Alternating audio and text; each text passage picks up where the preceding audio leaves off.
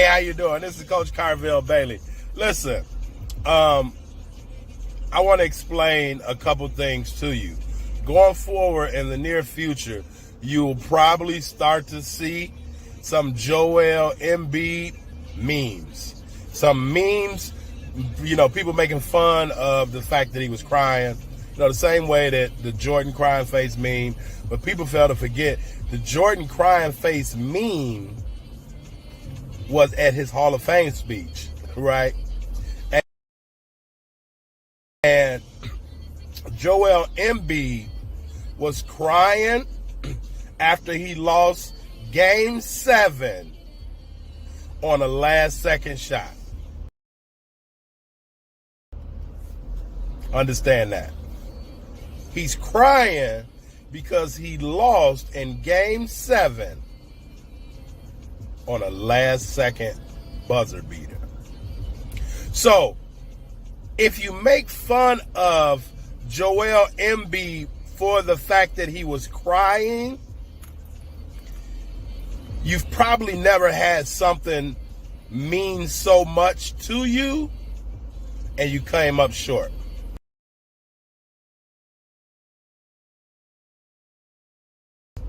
See, most people nowadays, they don't know how to fail, and so they drive themselves crazy. Well, Joel Embiid has dealt with failure after failure and after failure. Let's just say that since he's been in the league, from injury and then playing again and then injury again and then playing again and then getting knocked out and then coming back and working hard, and you get, right where you want to be, and then you lose again. So listen, don't make fun of Joel Embiid. Let's salute Joel Embiid for being passionate enough about not fulfilling his goal to where it affected him emotionally.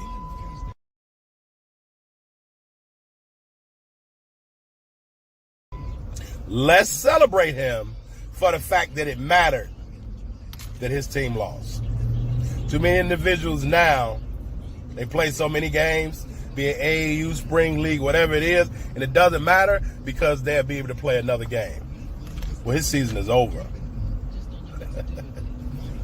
So his new season starts today. His season ended yesterday. His new season starts today, be it mentally, physically, emotionally, all of that. But let's not make fun of Joel Embiid and him crying. Actually, let's celebrate him, because this is an individual who cares so much to where it affected him emotionally. Let the game affect you emotionally as well, and then maybe you'll go a little bit harder at it. All right, Coach Carvel Bailey, I hope this made sense to you. Peace. Let the game affect you emotionally as well. All right, how y'all doing? How y'all doing out there today? So the thing that we're talking about today, is, does it matter, right? Does it matter? Does it matter to your athlete, right? I'm Coach Carvel Bailey. I want to welcome you to an impromptu episode of Life and Basketball down here in the studios today. So I've been watching basketball the past week. I've been watching high school basketball the past week, and I must say it's bad. It's bad. It's bad, right? It's terrible right now. It is bad. And I'm going to kind of give you 5 reasons, right? If your athlete is playing high school basketball, I'm going to give you 5 things that can possibly help them play basketball. All right, so I'm gonna give you about 5 things that could possibly help them to become better, because at the end of the day, right, it's all about, does it matter enough? The reason why I played that Joel Embiid clip, right, and you all, don't just sit in the back quiet. Let me know what city and state you checking in from. I always like to see how far or where we're reaching.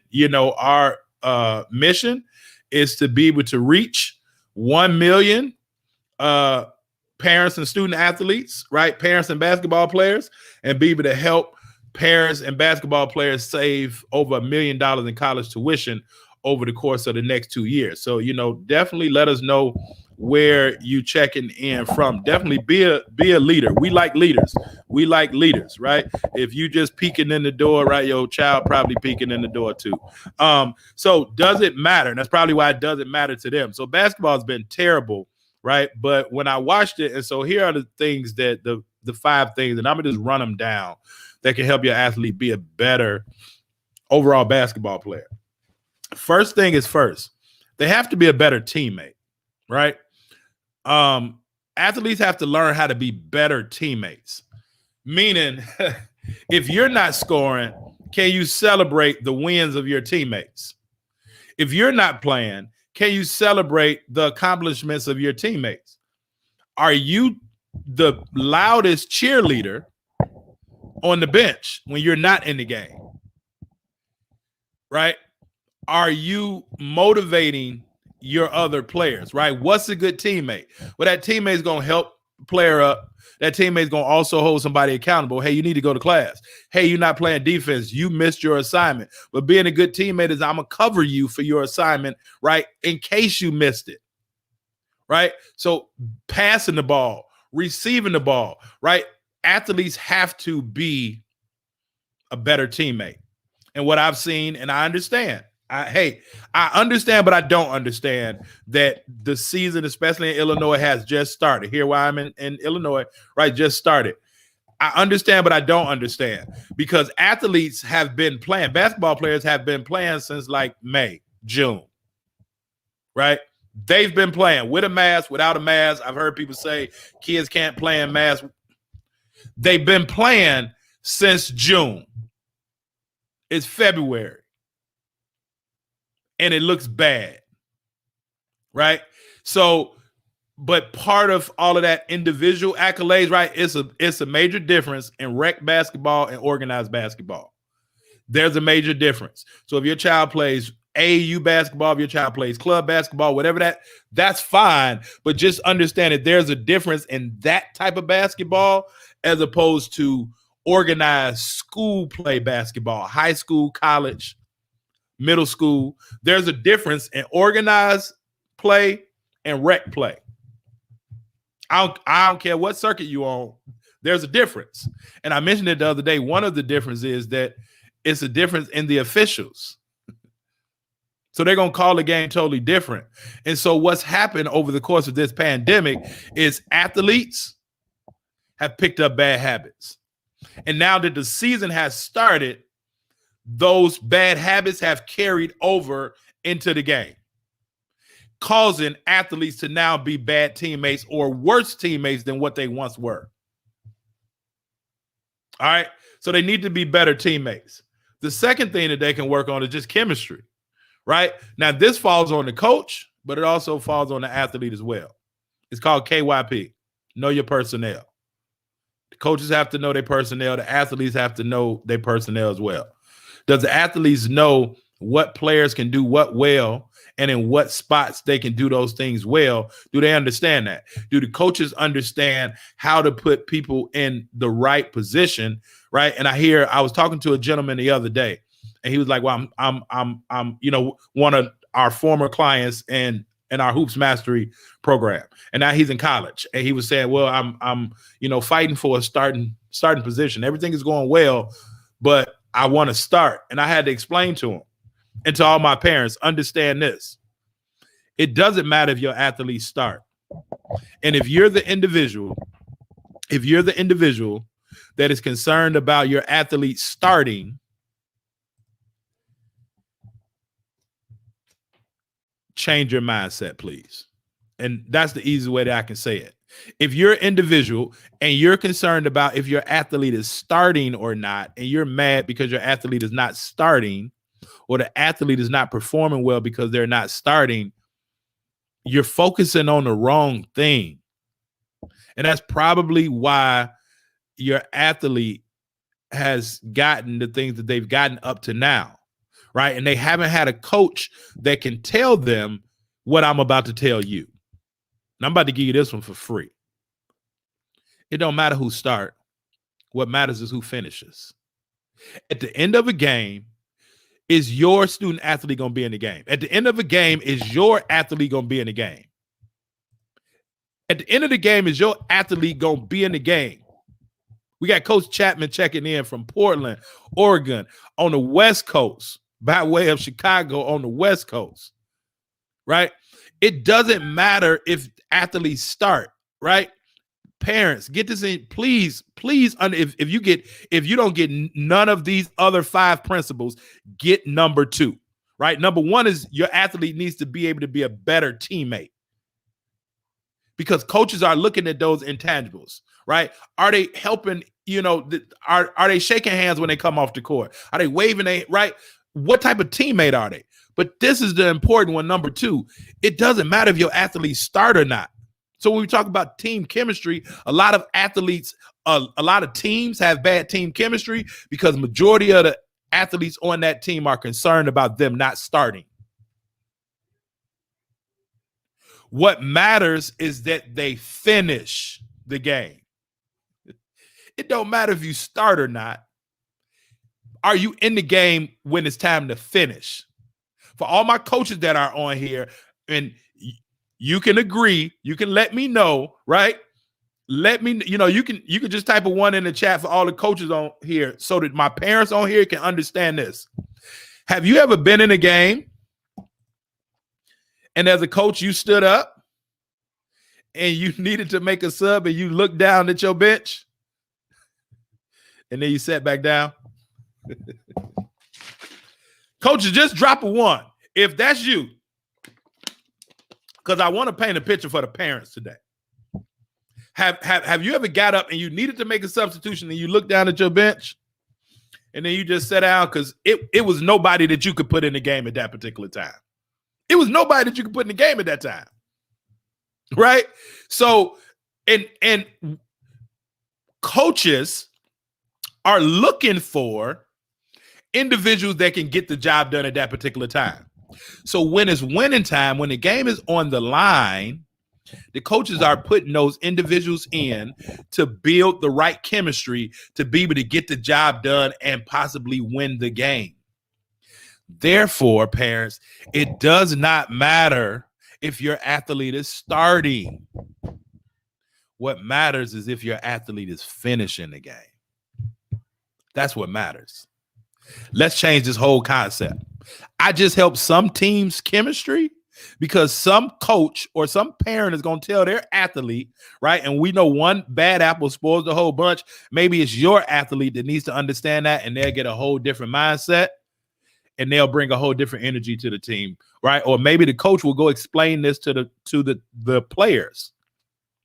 Because guess what happens in high school and in college on senior night?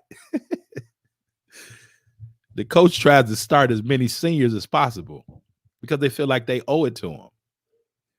But I've seen it and I've done it. I'm gonna let you start because your parents came to the game. We gave you a nice presentation. But that first dead ball, you coming out and it's time to get to business. So it don't matter who starts. It definitely does not matter who starts the game. What matters the game is who finishes the game. Point number 3. Point number 3 that I've seen, right? I've been watching high school basketball this past week, especially here in Chicagoland area, and it is terrible. It's terrible. I mean, it's terrible, right? Again, it's the difference in rec league ball and organized school play. So the third thing that athletes can do, right? Athletes need to improve their conditioning.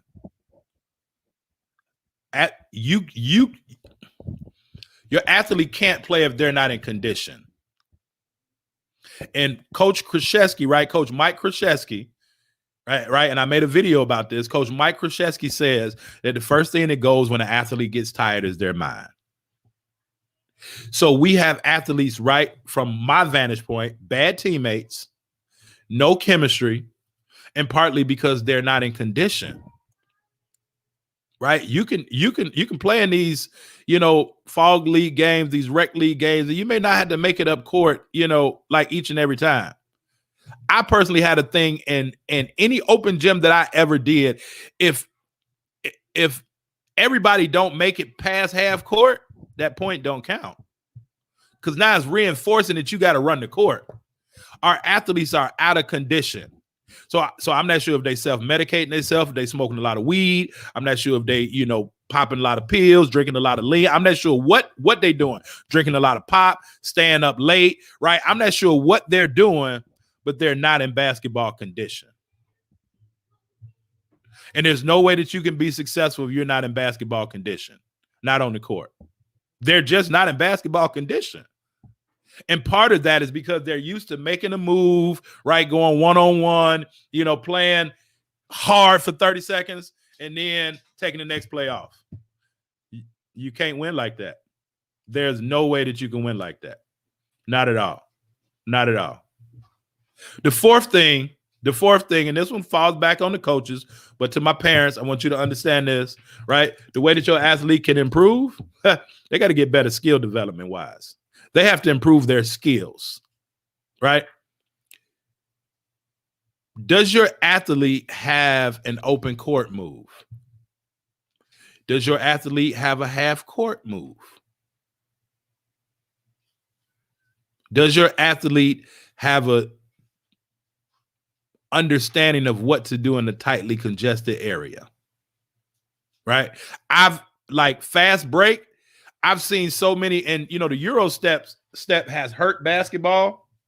Like the Euro step has hurt basketball because people Euro step, and it's no need for Euro stepping, right? I was talking to a college coach, a buddy of mine the other day, and he said something that was very, very powerful. He was like, man, KB, keep doing what you're doing. He said, because it seemed like these athletes out here now got premeditated moves. You can't have a premeditated move. If I'm like, okay, man, I'm gonna go through my legs and I'm gonna cross over this time.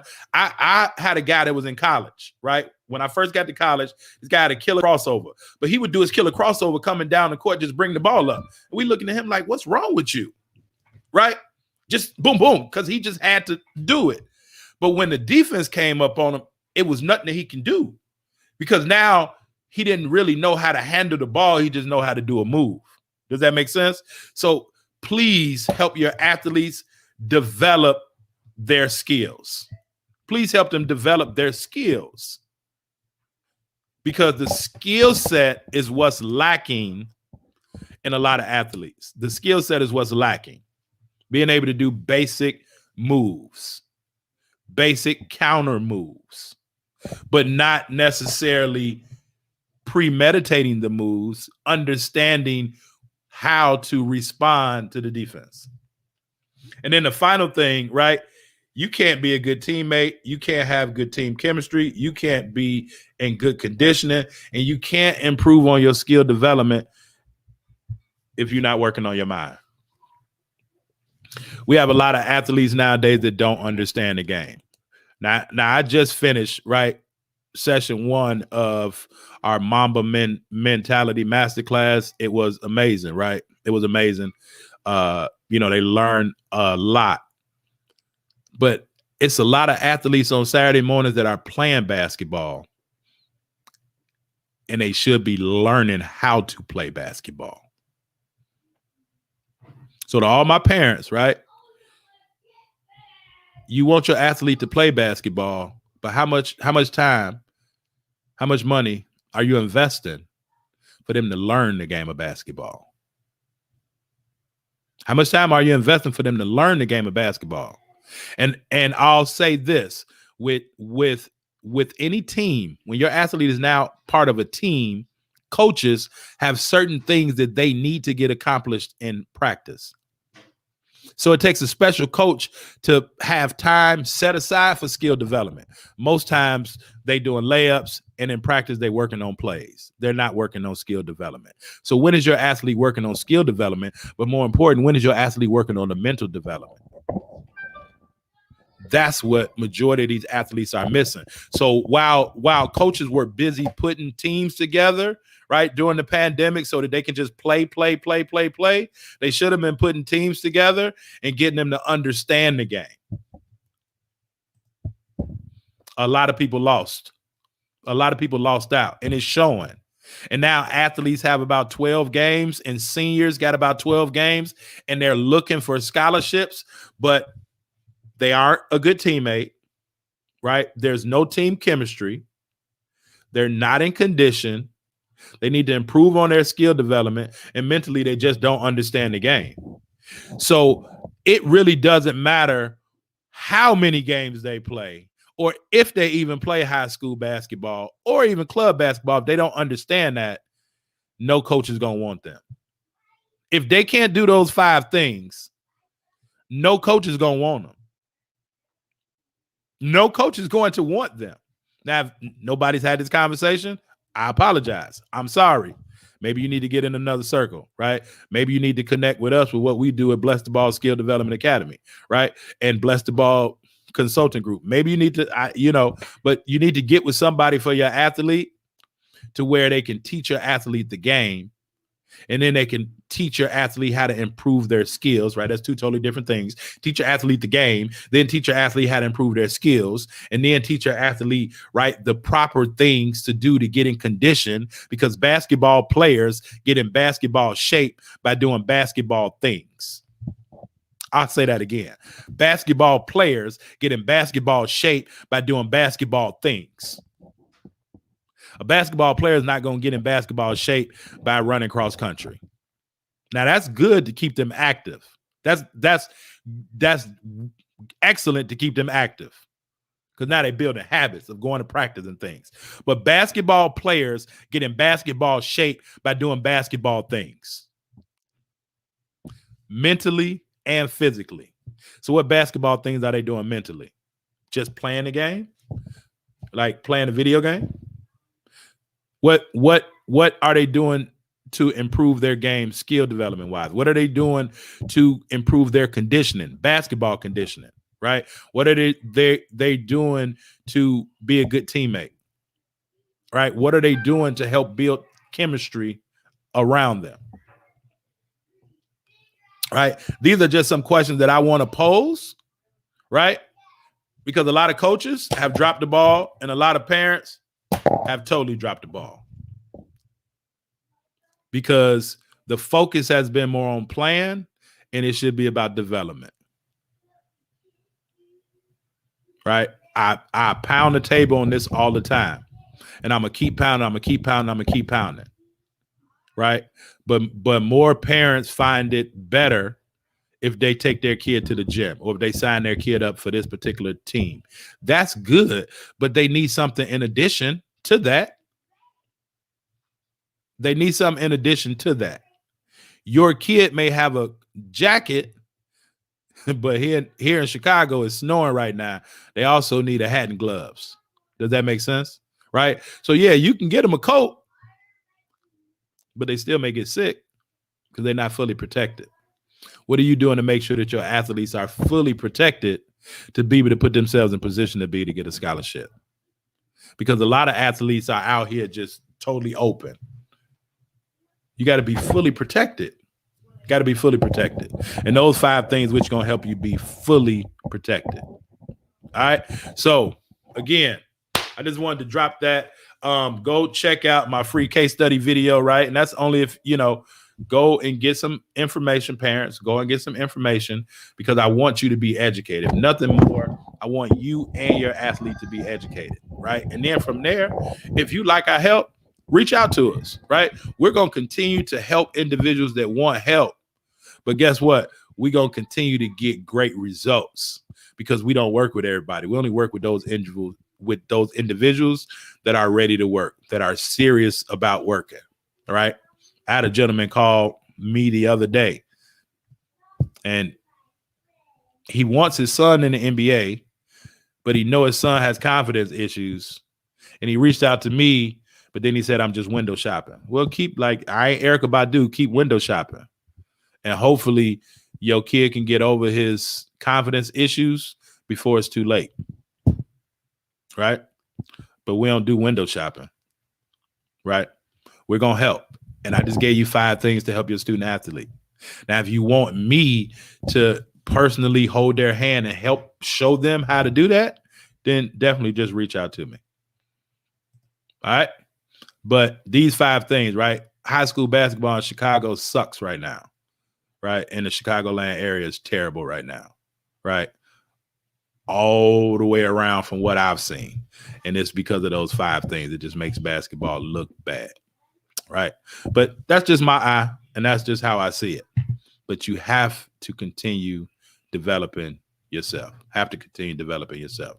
All right, so everybody that's checked in, I appreciate y'all. I know I didn't get a chance to shout you out like I normally do. I definitely appreciate you. Yeah, go check out our case study video.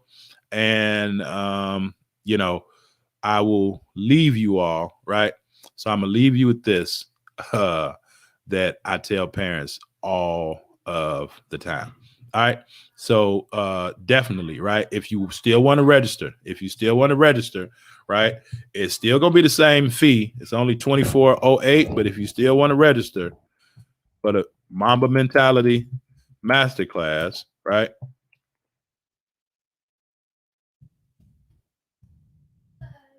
I'm going to drop it in the chat. So if you still want to register for the masterclass, you can register your athlete for the masterclass that we are doing, right? That we are doing. RJ, ain't seen you in a while, man. How you doing? RJ? Yep. So, yep.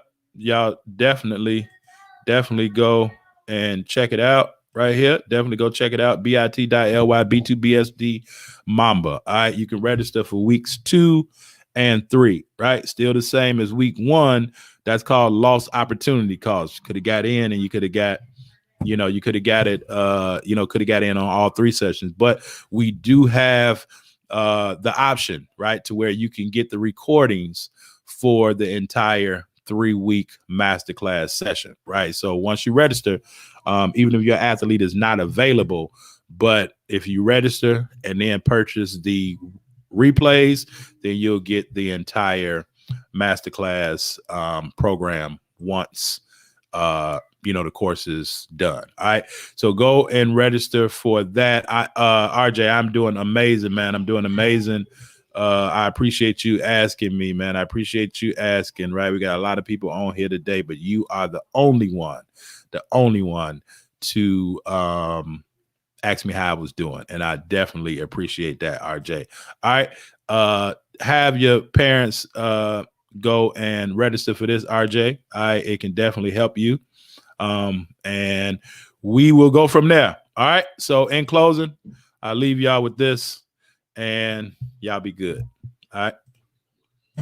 And so every parent wants their kid to play AAU, or not AAU, but Division I basketball.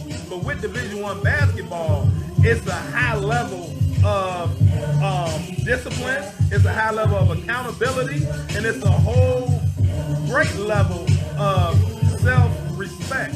Because again, if your name is under that tick on ESPN, not only you're embarrassing yourself, you're embarrassing your parents, you're embarrassing the coach, and now the coach gonna get fired. He may not get another job, can't take care of his family, but another coach that's just worried about winning basketball games might come get you.